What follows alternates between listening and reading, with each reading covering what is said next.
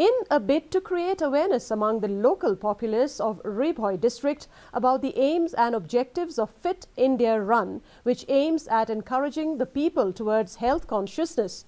The Office of the District Sports Officer Ribhoi district today organized the Fit India Run in Ribhoi as part of the Fit India campaign. The Fit India Run was flagged off from Jinthru village and culminated at the NSCA Indoor Stadium, Nongpo. The Additional Deputy Commissioner of Ribhoi, M.B. Tongper, and District Sports Officer Bobby Nongbeth took part in the run, besides many other participants, both men and women, including the elder citizens of Ribhoi district.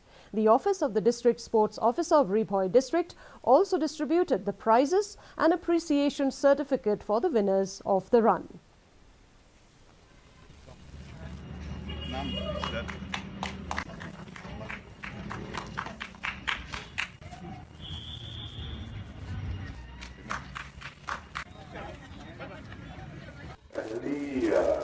Healthy citizens make up for a great nation.